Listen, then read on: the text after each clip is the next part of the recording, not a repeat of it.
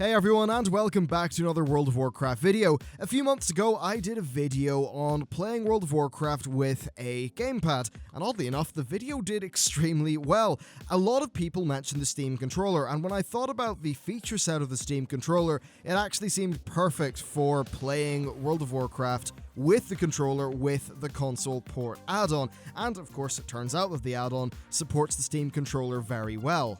Now, if you want to see a comprehensive look at the add-on and all of that stuff and me doing a proving ground with it, check out the other video. This one is in addition to show you the Steam controller features and also to do a micro review of the Steam controller itself.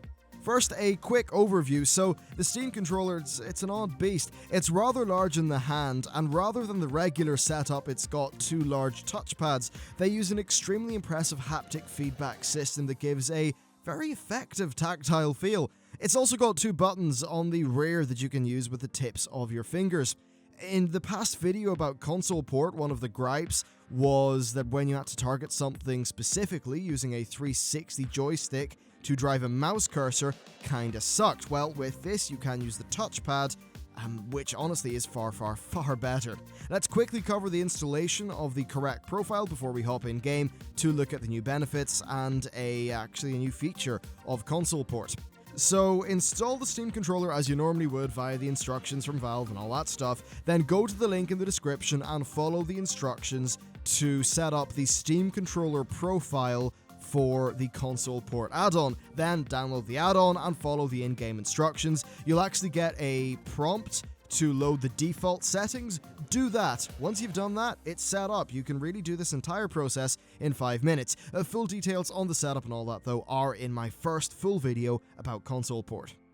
Alright, so with all the intro stuff done, we are now in-game, and this is largely going to be quite similar to what you saw in the previous video about the controllers. I just want to highlight what makes the Steam controller's gamepad thingy, touchpad I suppose, quite good. So first of all, you can just see I'm using it here, so if right now I've got it set up, so if I double tap it'll bring my mouse cursor up, and I've got very quick control over everything. You can see when I'm looking as well.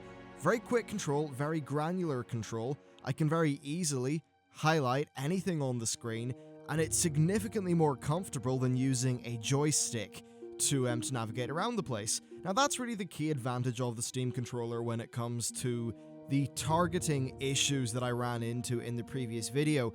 So, you know, if I wasn't able to tab target between these, I could very quickly and very easily just, you know, do so with my regular mouse, I suppose. That's a nice advantage of the Steam controller. Now, it's not perfect, and that's something that I will talk about in a little bit of time. There's another really cool feature that they added to console port. So if I click RB here, you can see this little target thingy appears. This allows you to target enemies based on the nameplate UI element appearing on the screen. So if I've got like 4 or 5 enemies, I can just hit this and then navigate using the directional pad to whichever one that I want to target. It's actually, well, I suppose it's more accurate than tab targeting, and it's also faster than, in most cases anyway, or quite a few cases, than manually going around and targeting with the little mouse cursor thingy. Now, another great thing is that we have some additional buttons to look at. So if we take a look down at the button that I'm currently hitting, you should see it light up in the UI, which is LG. That's left grip, and that's the little, I'll put it up to the not the camera, the microphone here so you can hear. That's on the sort of little paddle that's on the grip. There's one on the left and one on the right. This gives you 4 keys, 4 sort of main buttons, X, Y, B, and then LG as your sort of main abilities, and then you can, you know, throw in, say, LB as a modifier, which I just did, so, or LT even, so LT and X, or LT and Y as an example, will give me a flat shield. And I haven't set anything up to put me back into shadow form, so let's just send ourselves back into shadow form. There we go. Nice and easy, and I suppose that really is most of what I wanted to show here. Just that there's this really cool little targeting system going on based on the nameplates, and that the Steam controller is really nice to use. Anytime where you do have to navigate a menu or something like that, it works dead handy on the Steam controller. You can just whip up the mouse cursor and, you know, off you go. I've got it set up at the minute so that whenever I move, it just takes me into this mode, which is kind of like if you've got the right mouse button held down, it's nice and easy for running around the place. You can toggle that on and off if you wish. Overall, it's really cool. I don't play WoW on the console much, but I suppose if you wanted to, yeah, get a Steam controller. It's better than any other gamepad when it comes to your actual usage, and it's actually extremely easy to set up because the profile and the bindings and all that are actually done for you. There's a default setting. I've already covered that in the video. It's overall just very comfortable, easy to use. So yeah, I guess if you've got a use case which really says, hey, I want to use a controller, this is pretty much the ideal way to use it for World of Warcraft. Anyway, with the World of Warcraft stuff covered, let's talk about my thoughts on the actual hardware itself. The construction of the controller feels unfortunately a little bit cheap. Its face buttons frankly suck, so that's the X, Y, A, B, etc. And the joystick is okay, it's not a particularly amazing joystick. Its haptic feedback touchpads though are really cool.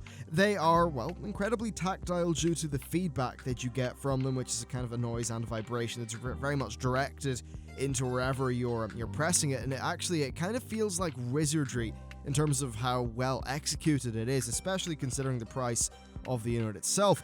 Having the two grip button things on the back is dead handy. They're easy to access, which is quite great. That said, if you were playing a racing game, well, you wouldn't be playing it on the Steam controller. In fact, many games that are designed for a gamepad are not going to work out quite that well on the Steam controller. And similarly, if you're going to be playing a shooter, then of course the Steam controller won't be as good as a proper keyboard and mouse.